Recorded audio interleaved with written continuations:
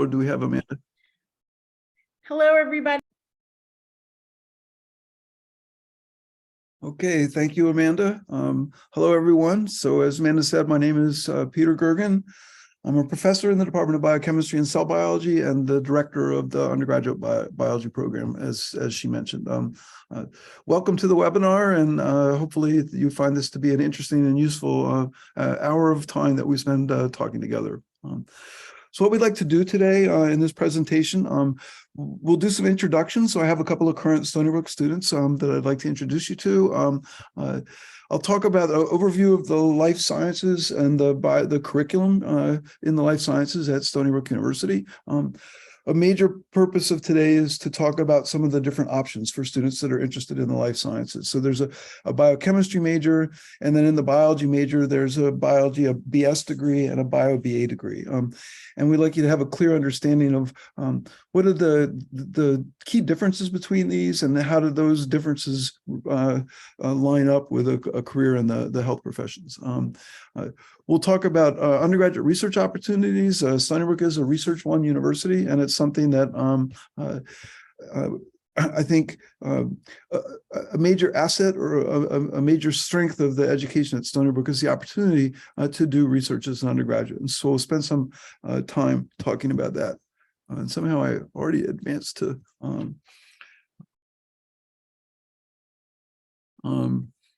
right, and then at the end, we'll talk about a Q&A, question and answer period. If there are questions as we're going along, please feel free to put them into the chat. Amanda's going to be watching that. If it's something that looks like it's a burning question that's exactly relevant to what we're talking about right then, she will chime in and just say, we have a question. Other than that, she'll be able to look at the questions that you're asking as they pop into your head at the end, and then moderate the Q&A session. Okay, so let me introduce so I've introduced myself already, a little bit more history on me. So I've been here for a while, since 1989, been the director of undergraduate biology for a little over a decade. And in terms of kids going to college, I have 4 kids, all of whom have graduated from college. 2 of them have undergraduate degrees from Stony Brook, and 1 has a master's degree from Stony Brook. So I've been here at Stony Brook a long time, and we weren't the Seawolves when I started, so I'm not a Seawolf, but we've been the Seawolves for a while. So let me introduce 3 of the undergraduates, 3 of the Seawolves that we have on the call here today. We'll start with Annie Lynn. So she's a biochemistry major who actually graduated this last December. So Annie, why don't you tell our audience a little bit about yourself? Yeah, hi, everyone. My name is Annie, and so I recently graduated with a biochemistry major. I actually didn't start as biochemistry, started as biomedical engineering. But when I realized I wanted to pursue graduate school afterward, I felt like the biochemistry major best supported me in those pursuits. So I chose that one. And I really liked it because it was a much smaller department, and it focused more on, biochem classes, chemistry component as well. And I really enjoyed my chemistry classes, so I felt like it was a good mix. A challenging part of it is that the upper division biochemistry courses can be very difficult, but I find them to be extremely helpful when I'm applying out to grad schools. A lot of them ask about them because they prepare you very well for it. So it's about my major. I also participated in research throughout my undergrad. I was part of the iGEM team, which is an international research organization. And we did that for a summer, worked on our own project. It's a great program. I highly recommend students to be involved in. And throughout my undergrad, I also participated in research with the biomedical engineering department, doing research under Dr. Balassi. Yeah, and Annie, you mentioned graduate school. You're doing applications now?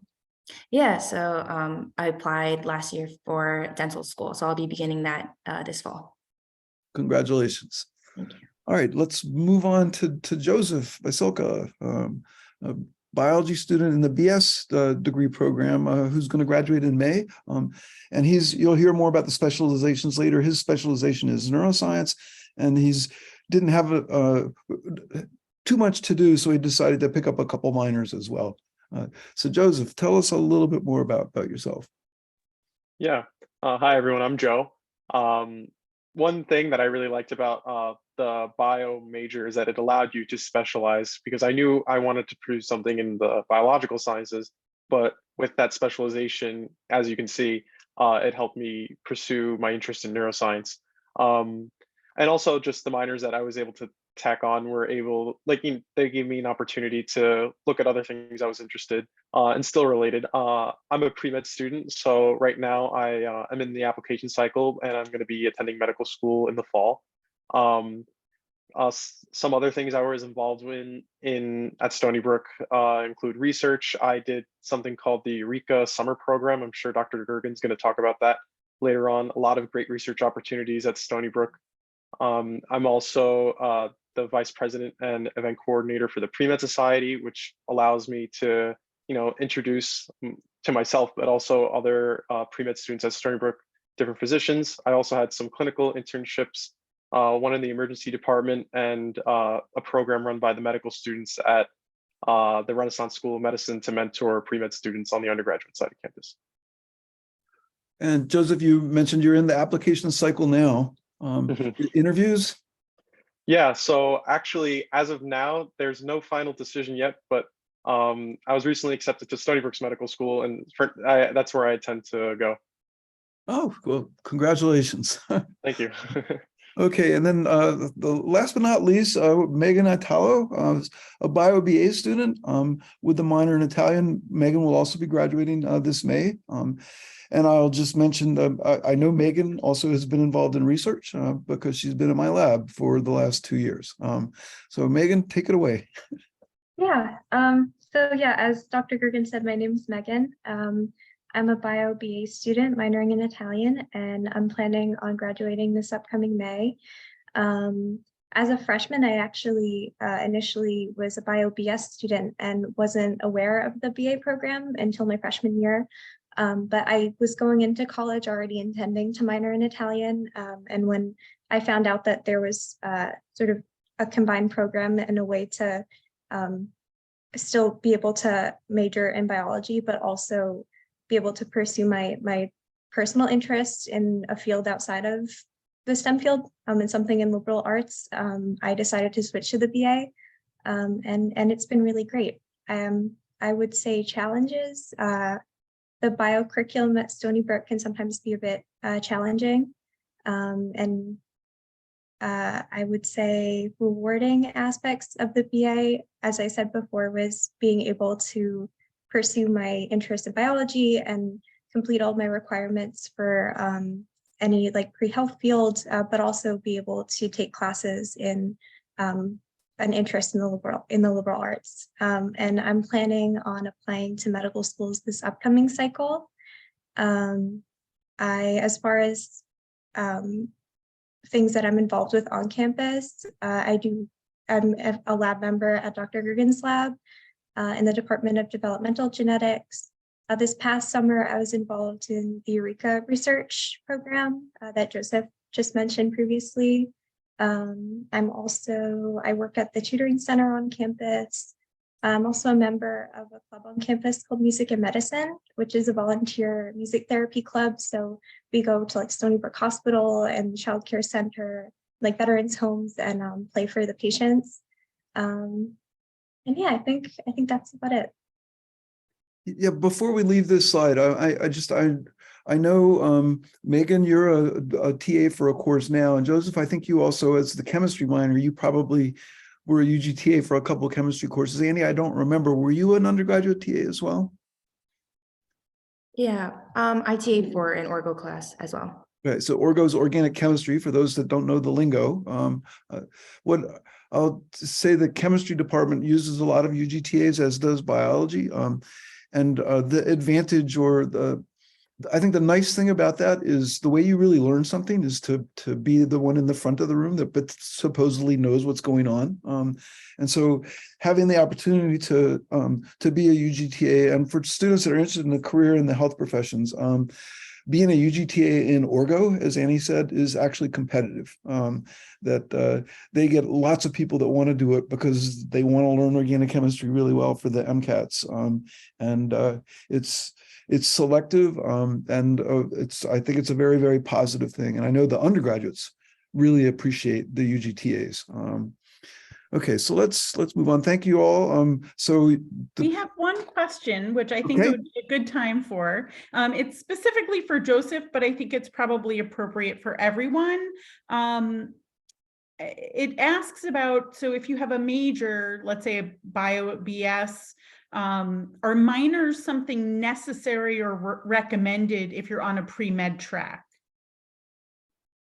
So not necessarily. It's definitely possible to do on a BS track. You know, it requires some planning as well in advance.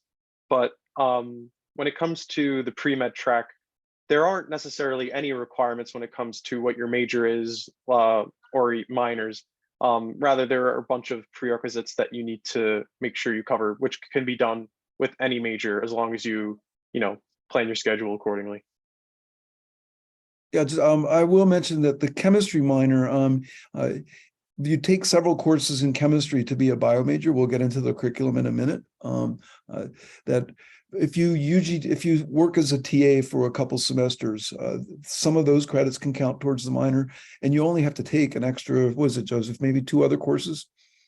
I TA'd for 2 semesters, so I actually only had to take an additional upper division course.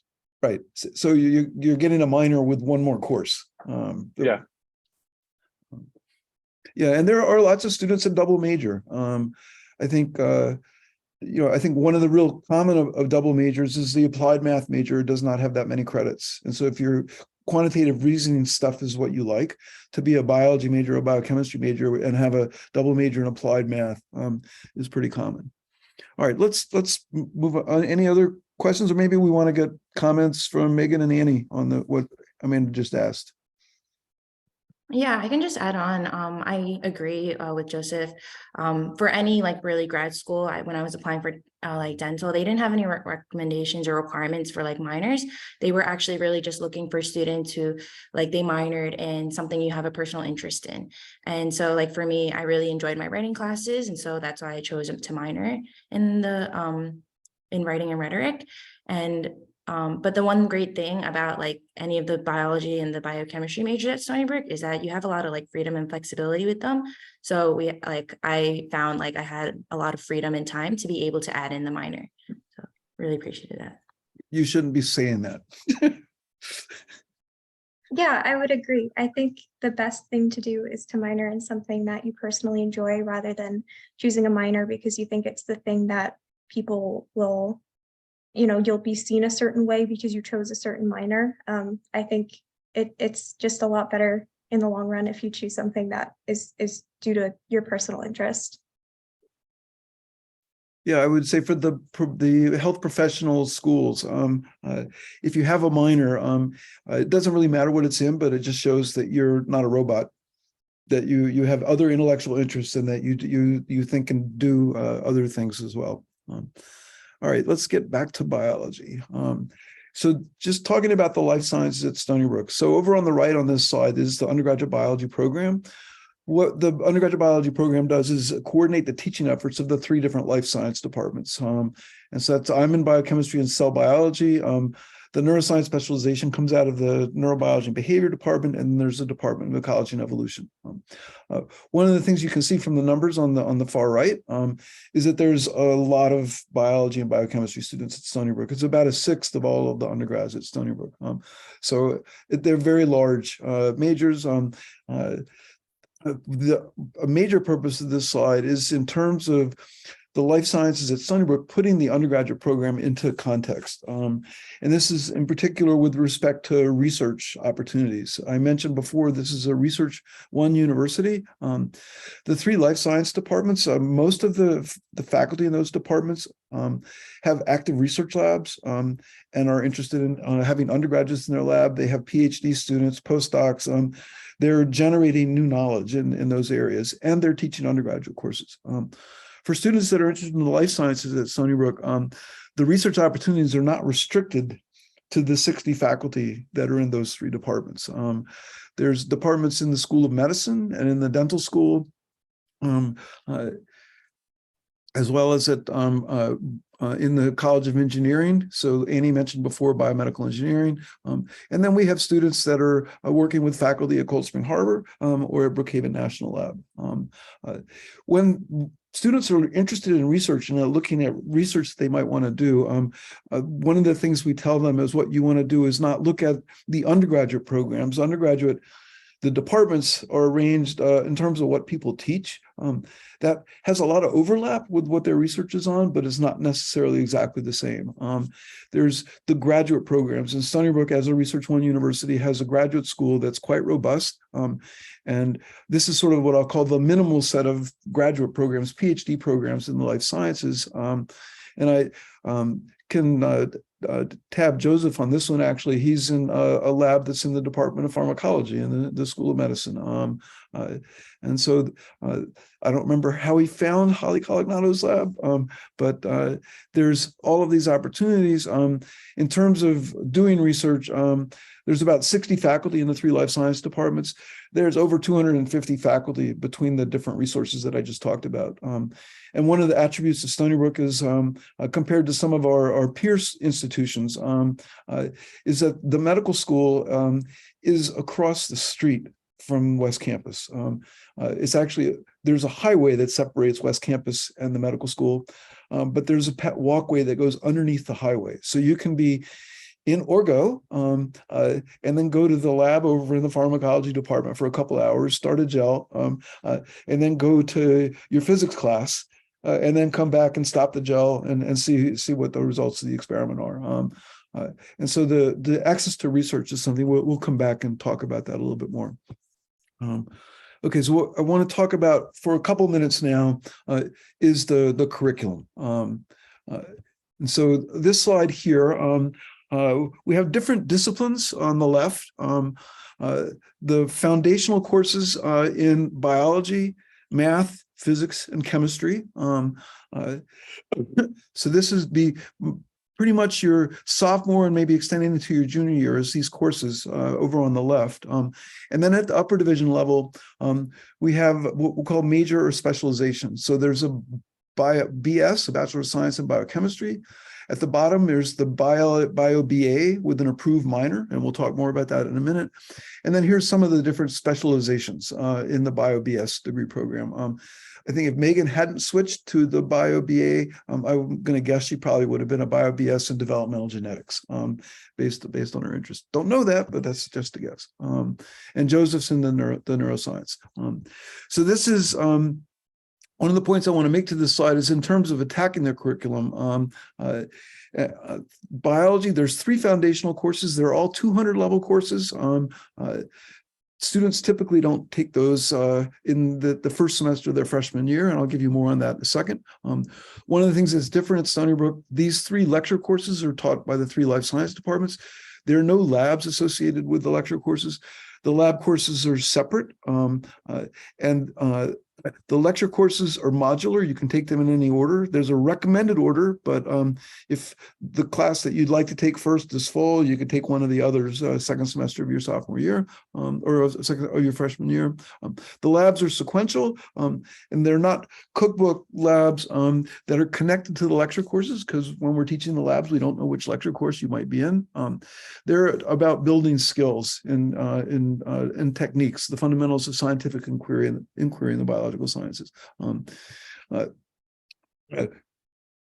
What we have here is for the Bio BS and biochemistry, 2 semesters of calculus for the biology, a semester of statistics, physics, a year of physics with lab. And then this, as I mentioned, there was a lot of chemistry in all 3 of these degree programs. A year of general chemistry, a year of organic chemistry, and then 3 different chemistry lab courses. So in terms of looking at all these courses and how do you start, you look at the prerequisites. The only foundational course in bio that does not require as a prerequisite calculus or the first semester of general chemistry is Bio 201. All of the other courses require that you've gotten started in math and chemistry. If you look at the first semester of chemistry, it requires as a co-requisite that you're in Calc A, the first semester of calculus. So in terms of thinking what you're going to do in the first semester, really, it's going to be dictated by where you're going to place in math and chemistry. And if you place out of the first semester of calculus and you place into the molecular science track, which I won't go into detail here, but it's a track that the chemistry department offers, it's possible you could take a bio course in fall of your freshman year, but you'll probably find when you're registering over the summer as a freshman that most of the desirable seats are gone because all of the sophomores have gobbled them up. Okay, so let's highlight here two things. Calc 2 is not required for the Bio BA. In terms of the pre-health requirements, they require a year of college level math. And for the bio students, that could be the first semester of calculus and a semester of statistics. And then just point out here that statistics is not required for the biochemistry major, but the biochemistry major absolutely requires that you complete the year of calculus. Let's look at the upper division just very briefly here, mostly to make the point that the differences in the majors and the specializations are not so different. I'll compare here the two at the top, the biochemistry major, where at the upper division, you take cell biology, genetics, biochem 1, biochem 2, 4 upper division lecture courses. An upper division lab, Bio 365 is the one that we're offering right now. And then 2 elective courses, and then physical chemistry. So if you add that up, it's approximately 7 upper division courses. If you look at the developmental genetics specialization, you have to take genetics, you have to take development, those are lecture courses. You have to take the developmental genetics lab. And then there's 5, what we'll call developmental genetics specialization specific bioelectives, courses that are related to development and genetics, like development of the nervous system or evolution. So you have to take one of those upper division lectures, and then 1 elective lab, so you're 2 lab courses, and then 2 elective bio lecture courses. So it's 7 upper division lecture courses and 2 lab courses. And so that's 5 upper division lecture courses, 7 courses total, 20 upper division credits. Some of the lab courses are only 2 credits. So we won't go into the other specializations. I picked these 2 because they're sort of the most constrained. You get into ecology and evolution, and they say, here's a couple courses you have to take, and then 1 of 12 track-specific electives. There's lots of freedom there in terms of what you might do. Amanda, any other questions in the chat right now, or should we proceed? We can proceed. Actually, we got one came in, but we have a lot of questions about like pre-med and how Okay, we'll come back to that later. Yeah, we have a question from Stephen about when does a student choose a specialization? Okay, that's a great question to talk about right now. Let me actually go back a slide. So you can change your specialization very easily. And so you could declare whatever you want. One that I didn't mention, but I should, is if we look at the different bottom left, the interdisciplinary specialization. It's 5 upper division lecture courses and 2 upper division labs. Here's the most degrees of freedom. This is one of the very popular specializations in the biology major. Somebody that's not sure can declare, actually as a incoming freshman, you don't have to declare anything. They'll just say Bio BS. You can't graduate until you declare a specialization. So you have to do it before you graduate. You can change when people declare, I'd say, by default, if you were asked, most students would just say, I don't know yet, so I'll be interdisciplinary. And then the advice that you would get is as you start to take the foundational courses, Bio 201, the ecology and evolution course, Bio 202, molecules and cells, or 203, cell and organ physiology, if there's one of those that you like the most, then look at the upper division lecture courses that require that course as a prerequisite to sort of guide you as to the path you want to follow. If you like Bio 202, molecules and cells, then developmental genetics begins to, that's a prerequisite for genetics and for animal development, begins to look like what you might want to do. If you like Bio 203, now we'll get Joseph to start nodding his head vigorously, then you'll say neuroscience is what I'm interested in, because there's a lot of neuroscience neuroscience in Bio 203. So you can declare whatever you want. I think when you're in the freshman colleges, they'll probably ask you, do you want to declare? I don't know, maybe the students can tell me. When did you guys, Joseph, when did you declare the neuroscience specialization? I declared it the summer right after my sophomore year. So at the very end of my sophomore year in the spring, I took Bio 334, which is the Principles of Neuroscience class. And at that point, I really knew that that was what I wanted to do. And it was also, like you said, it was very easy to just select that and go through that track. The track itself isn't easy, but selecting it was. Right. And, Annie mentioned switching from biomedical engineering major to a biochemistry major. When did you make that switch, Annie?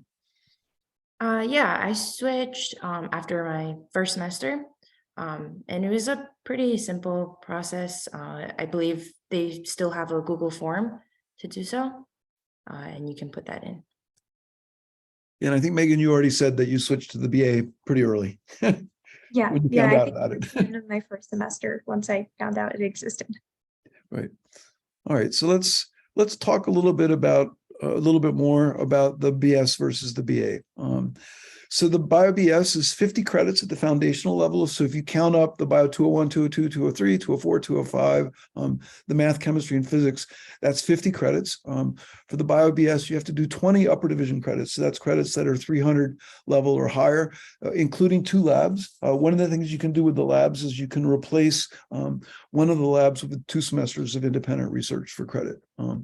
And then we've talked a little bit about the specializations, that the upper division courses are organized into specializations. And that they're sort of off of what Joseph said, have an idea there's specializations out there. And then as you're taking the foundational courses, the things that interest you the most will dictate what's the first upper division course you take. You're usually taking your first 300 level bio course probably in spring of your sophomore year. So that should be, if it's offered in the spring, something you're thinking, this is probably what I'm interested in. Let's find out. And if you like it, you're home.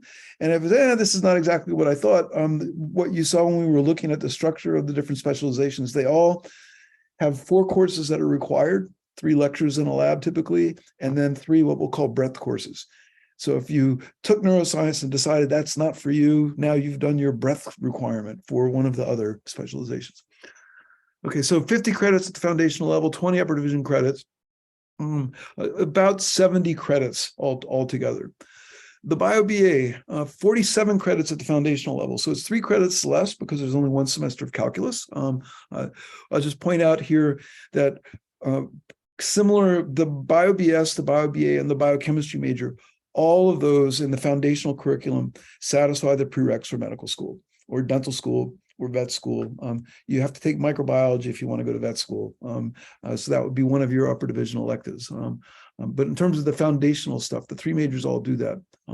For the Bio BA, rather than taking 7 courses, you only have to take 3 upper division bio courses. You don't have to take an upper division bio lab, but we do require that you take at least 1 course that has learning objectives in genetics or evolution. I think in the modern times, you shouldn't be going out into the world with this biology degree without some knowledge of genetics and evolution. That would just be a criminal for us to allow students to do that.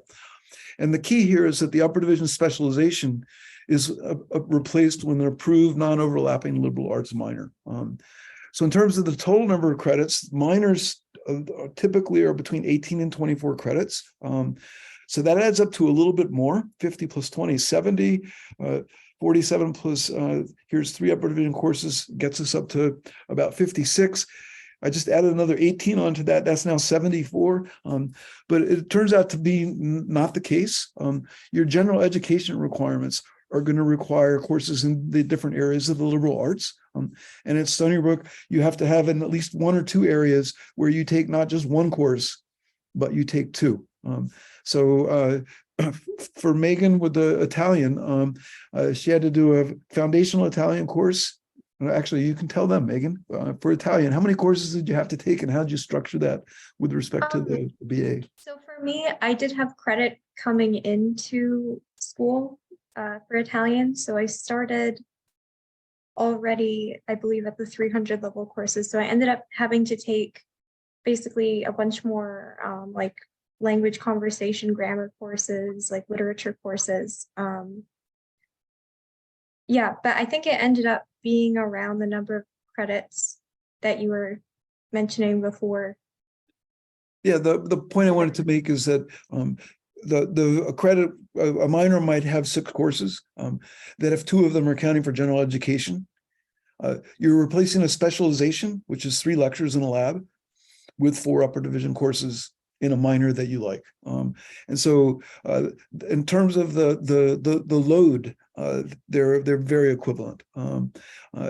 Because you're not having to take as many upper division bio courses, maybe you have a little bit more freedom. You're not restricted from taking upper division bio courses, but you don't have to do 5 lectures and 2 labs. You could take a couple of others that interest you, but not have to do the whole thing. Point out here, both the Bio-BS and the Bio-BA, and this is not about biochemistry, but all 3 of these degrees provide absolutely outstanding preparation for careers in the health science professions. We'll point out here, the Bio-BA we only launched in the spring of 2018. In the spring of 2022, there were 322 Bio-BA majors. And we know that there are students that are Bio-BS students now that will be switching to the Bio-BA because they didn't know about the BA when they started as freshmen last year. This is the minors, that the approved minors for the Bio-BA. What you can see here is there's a lot, right? There's a lot of different options. I think we have a writing and rhetoric minor here on this call. We have a Italian minor here on the call, and then what was the other one? There's I wanted to mention, we added recently minors from the School of Communication and Journalism. There's 3 of those. There's lots of different options. And here the advice is, if you're thinking you might want to do this, maybe you're not sure whether you want to be a biochem major or a Bio-BA or Bio-BS, is that all of these minors, these are all in the liberal arts. There will be general education classes that satisfy what we call the Sunnybook curriculum requirements. That will be in all of these minors. When you come as a freshman and you're looking at what classes you might take for your SBCs, think about, well, if I'm going to be a Bio-BA, I think I'm really interested in creative writing. So let me take the Gateway 100 level course for the creative writing minor. That will satisfy a general education requirement. And if you like that, and you want to keep going that path, maybe you pick the Bio-BA and do that. Maybe you say, actually, I have the bandwidth to do the Bio-BS and do the creative writing minor. But to be strategic and intentional when you're planning your curriculum. Okay, so why might a student choose the Bio-BA? Preparing for the future by complementing a very strong foundation in biology with skills that are required in a minor degree program. If they were interested in a career in the health professions, where this provides all of the foundational courses that you need, but are more interested in a non-science minor than specializing in developmental genetics or neuroscience, that this would give you the freedom to do that minor and not worry about having to take 7 upper division biology courses. In real terms, if you look at the total number of courses that are required, this allows you to reduce the average number of STEM courses, science, technology, and engineering and math courses that you're taking every semester. So rather than averaging 3 science courses a semester, it gets it down to 2.5. And where that has probably one of the biggest impacts is if you want to do a semester abroad. There are possibilities of completing some of our upper division science courses in courses that are taught in some of our semester abroad programs. But if you're minoring in Italian, to go and spend a semester in Italy, doing a couple of courses there, you're going to slam dunk the minor and not fall behind at all in terms of progress towards degree. Why might you choose the BS? If you're really interested in neuroscience, then why not? Do the BS. If you want to go to graduate school in the biological sciences into a PhD program, it's probably going to look better to be a Bio-BS student. You'll have a broader background and a little bit more depth. If you picked a specialization in neuroscience and you wanted to apply to graduate school in neurobiology, you'd be in a stronger position. Some of the health professions require several upper division of advanced courses in biology. So some of the pharmacy programs, you'll need 3 or 4 courses anyway. Maybe the bio BS is a better fit. And actually, if biology is what you really like, then you should choose the bio BS. Okay, so let's talk for a few minutes about research, and then we'll have a couple of minutes for question and Q&A at the end. So the biology program has put a lot of effort over the years in trying to take advantage of the resources that Stony Brook has with all of the different faculty that have research labs that are interested in taking undergraduates to try to connect our undergraduates with these faculty. So for over a decade now, we every semester offered an entering research workshop where we'll ask students that are interested in research to apply, and we talk to them about the research landscape and give them tips and hints about how to find labs, this idea of going and looking at the graduate programs you're interested in. And one of the deliverables of that workshop is the student has a draft letter of inquiry to a faculty member that they've investigated. And actually, Megan's joining my lab was she went through the entering research workshop and at the end of the day wrote the draft letter of inquiry came to me. So Eureka was mentioned by a couple of our students. Eureka is Undergraduate Research and Creative Activities Office. It has funds to support summer research for students engaged in research.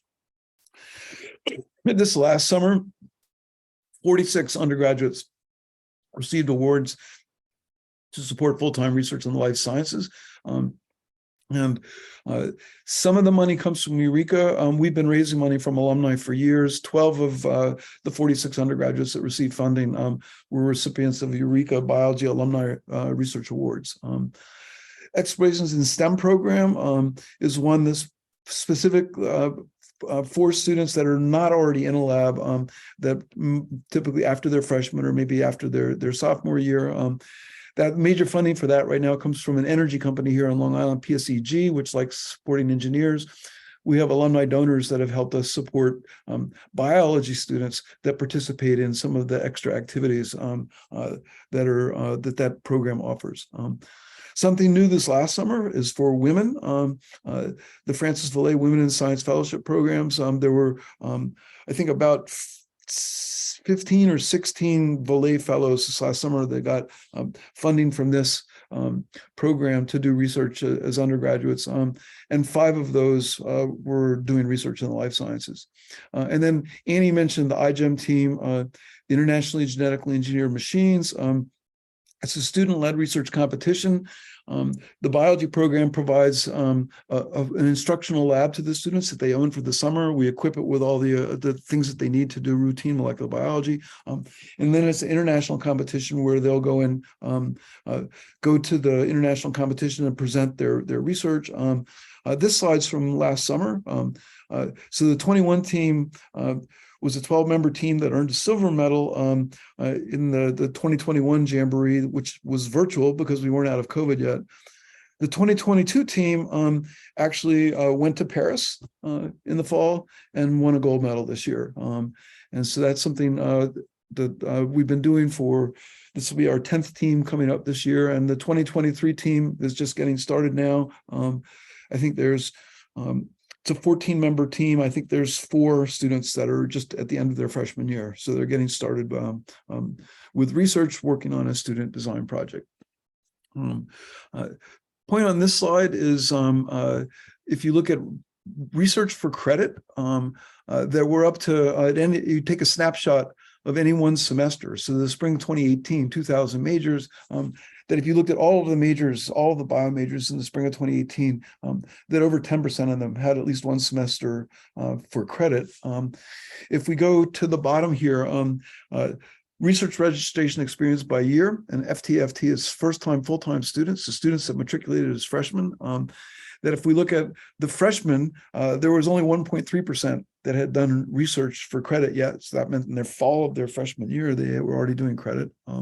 Sophomores up to 9%, juniors 20%, and seniors, over a third of the seniors have done research for credit in the spring of 2018. The spring 2020, we do this every other year. Spring 2020, the numbers look equally good. But what happened in spring of 2020 is everybody had to go home in March because of COVID. And so all the research was virtual. And I think we're just coming out of COVID now. I'm thinking that the spring 2024 numbers, we're going to get back to where things are looking pretty good. Okay, so that's the end of the formal part of the presentation, and I will be happy to take some questions. And maybe if I stop the screen share now, we're not seeing all of the other students, but I'm seeing my panel here. So Amanda, you can take over and Great. lead with some questions. Yeah, I think that was so informative. We have a specific question about elaborating on the bioinformatics program and how that works and what it entails. Okay. So I'm not going to go back to the slide. The lab course that's required. So again, each of the specializations has one required lab, 3 related lecture courses, and then the breadth is another lab and 2 other lecture courses. The quantitative biology and bioinformatics specialization is one that was created about 8 or 9 years ago. It's been quite popular over the last couple of years. It's growing. The required lab course is bioinformatics, Bio 312, which is taught by Josh Rest from the Department of Ecology and Evolution. The 3 courses that are required, there's a mathematical biology course that's taught by the Department of Applied Math and Statistics. There's a computational modeling of physiological systems, which is co-taught by a faculty member in neurobiology and behavior and a faculty member in applied math and statistics. And then the 3rd course, I think, is one of these where there's 3 or 4 different options of what you could take for the 3rd course in the specialization. The way that specialization was designed, I mentioned that the applied math major it was very popular. The applied math, I'm not sure they have a minor, but their major does not have, I think it's only about 32 credits for the major. The bioinformatics and that specialization is one that's designed, if you complete that specialization, you only need to take a couple more courses to get the double major in applied math. And I don't know if any one of my students knows more about that. Annie, you were sort of interested in that area of research, right? Being in Gabor's lab. I did engineering, so I definitely took a bunch of AMS courses, applied math and statistics, but I didn't choose to minor or specialize in that. Right. And Joseph, word on the street, quantitative biology and bioinformatics. I don't personally know someone who's specializing in that, but I do know someone who took the bioinformatics lab course, and they really enjoyed the class.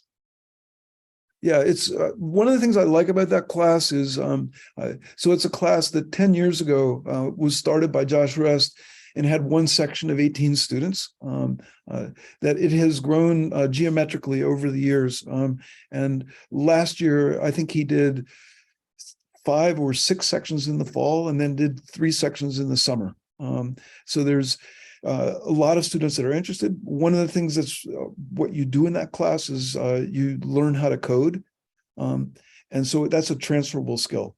That learning how to do that is something that no matter what you do in the future, if it's anything in STEM, but I'd say even outside of the STEM disciplines, being familiar and not scared by the idea of writing some code is a really, really valuable skill. We have a great question. It's actually addressed to all of the students, and just, I guess brief answers, but to anyone who wants to answer this, what is something you wish you had known about Stony Brook's biology programs before you started? Anyone up for that one?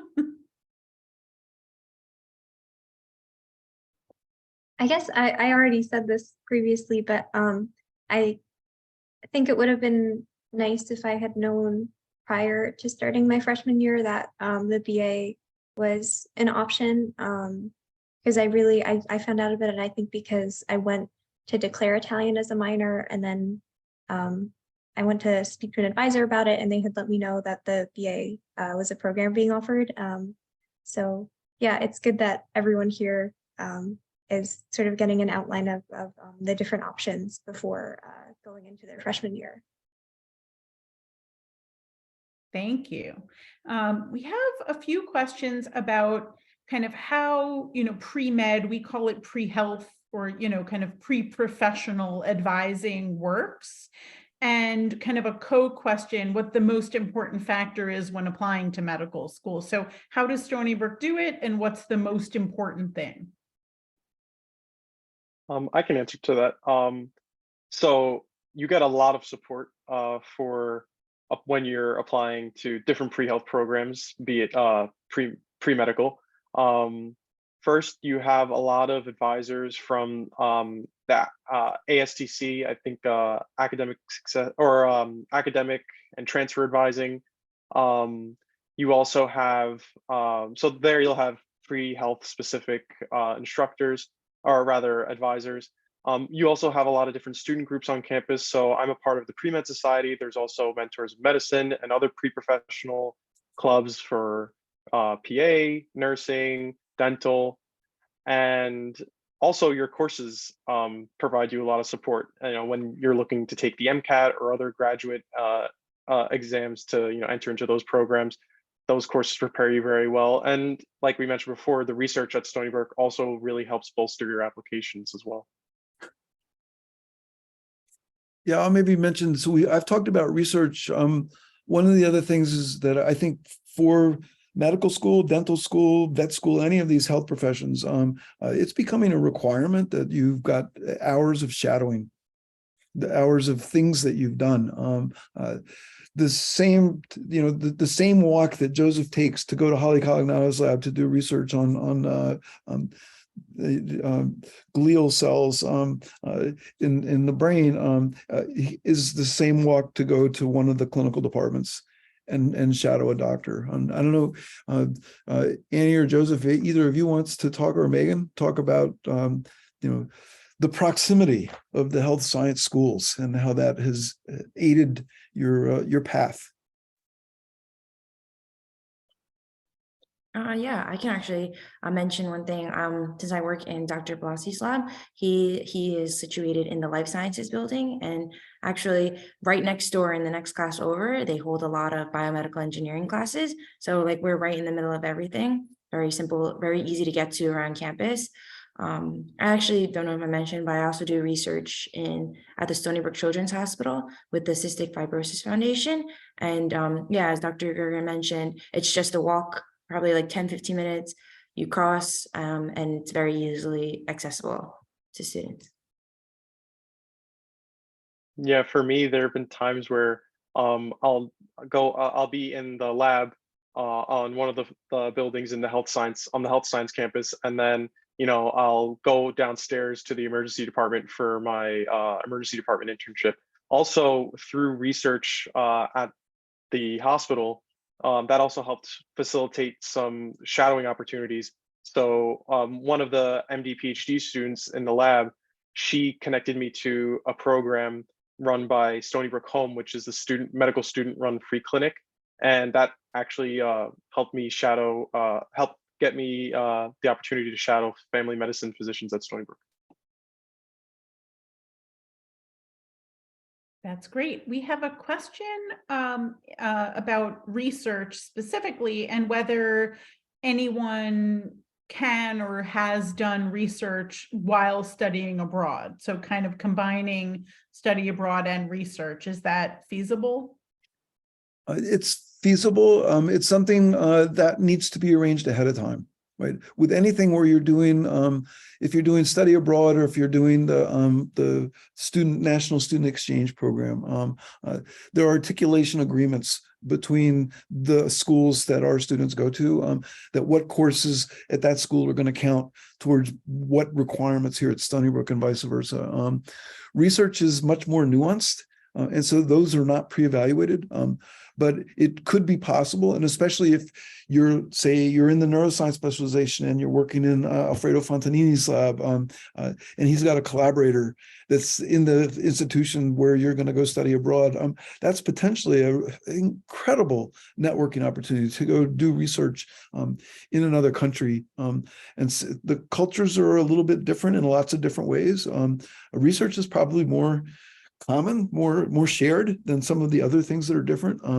But yeah, I did spend a year in England doing research as a postdoc, and getting a different perspective on things is always valuable, always useful.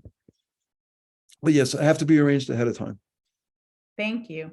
Yeah, I always say at Stony Brook, anything you can think of could be possible. It's just a matter of networking and collaborating with the appropriate people. And we do a lot during your freshman year to help you find who those people are. We have another question for the student panel. And anyone, kind of jump in with this. What is a course you wish you had taken as an undergrad that you didn't take, or something you took, I guess, that you really enjoyed and recommend? Let's hear from all three of you.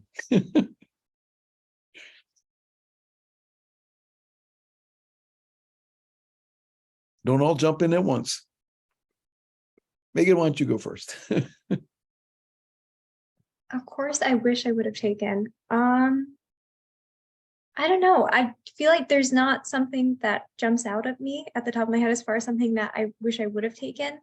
I guess courses that I enjoyed taking. I don't know. I'm biased, but I really enjoyed Bio 320, which is just general genetics. I really enjoyed that class.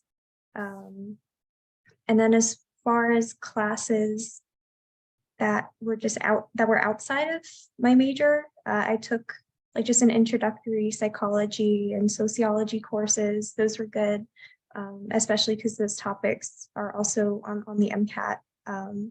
So that's what I would say. For me, I guess a class that I wish I took,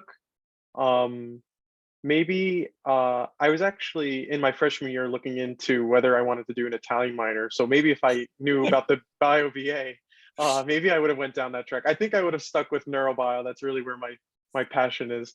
But maybe just since I placed out of the language requirement early on, I didn't look to take, maybe an upper level Italian course, but maybe, that's something I could have done to just help strengthen that skill. And the class I really loved was Bio 337, which is neurotransmission and neuromodulation. It's just, you learn so much about the different neurotransmitters in your brain, like dopamine, serotonin, and it's just really interesting. And the professors do an excellent job of connecting that to different diseases and disorders in the brain. Yeah, and that is taught by faculty that are doing research on exactly that topic. Of course, I wish I had taken not anything in particular either. Maybe like an anatomy course. It wasn't like a requirement of the major, but it's definitely something that I've noticed a lot of. Well, I was applying for dental, so some dental schools were recommending it. But a class I really enjoyed was Bio 310. It was like a cell biology course. It just covered a large range of topics.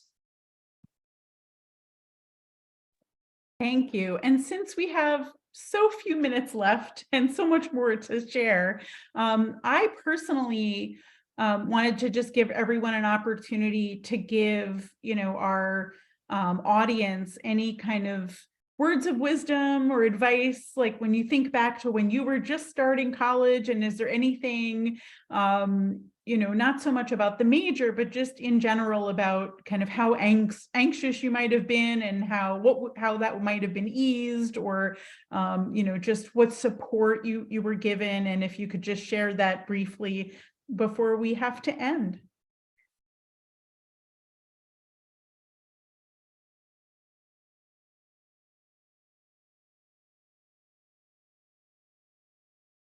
So Annie, you're the alumna. Why don't you go first? Sure. I think advice I'd give, just really try to enjoy your time at Stony Brook. There are so many opportunities, whether in research, whether in extracurricular clubs and everything. Of course, like the classes are going to get hard, especially with the upper division biology classes. But I think choosing some classes in your course each semester that like you really enjoy, whether it's in your interest of a minor or just like a personal interest in a field, is always makes it a little bit better. Yeah, so I would say for anyone anxious, maybe that's an incoming freshman in college, that you'll end up finding, a lot of support, and there are a lot of people around you, other students, your peers that are going through similar circumstances that you are. So you'll end up making bonds with those people, and not just your peers, but faculty on campus. And there are just a ton of resources whose main priority is to help and support students. And also, I would say you make decisions based on what you personally enjoy and think is best for yourself, and not what you think will look the best on a piece of paper. So that's what I would say. Yeah, I want to reiterate what Megan and Annie said. The people around you are all here to support you. There's a great sense of community, and never be afraid that if you don't know about something or how a course is, to reach out. And also when you're just early on in college, there are all these goals you have to achieve and they seem so far away. But I think it's important to, one, know what your goals are and start looking into different paths on how you can achieve that. And whether that means going to different events, trying to network, meet different professors, or let's say you're a pre-med student, just emailing physicians you think who are doing something that you're interested in. Just putting yourself out there, I could say, is one of the best things you could do, and just not be afraid to take a risk on something like that. Dr. Gergen, any final words of wisdom for our audience before we say goodnight? So I would just sort of reiterating what the students have said, but maybe being a little bit more general. Follow your nose in terms of what smells interesting to pursue that, and follow your heart. You want to figure out what it is you really like to do, so that you want to get up and go do a really, really good job at whatever it is you're doing the next day. Yeah, and as Megan said, don't worry about checklists. Those will take care of themselves as time goes on. At some point, there will have to be a checklist, but at the beginning, explore. Figure out what it is you're really interested in, and then you'll know which checklist you want to use. That is all excellent advice. And I hope we could alleviate some of the, fear and anxiety about something new, but we really hope that you'll start to think about that as something exciting to look forward to. We wish you all the best in making your final decisions about whether you're going to join the Stony Brook community. We hope we see you at one of the upcoming admitted student days or on campus soon. Thank you so much to our wonderful panel and to Dr. Gergen for your wise advice and presentation. And thank you for joining us during spring break, Stony Brook spring break. We truly appreciate your time. Everyone, have a wonderful evening, and best wishes to all. Thank you. Thank you, Amanda, and thank you, Annie, Megan, and Joseph. Great job. Thanks, everybody. Bye-bye.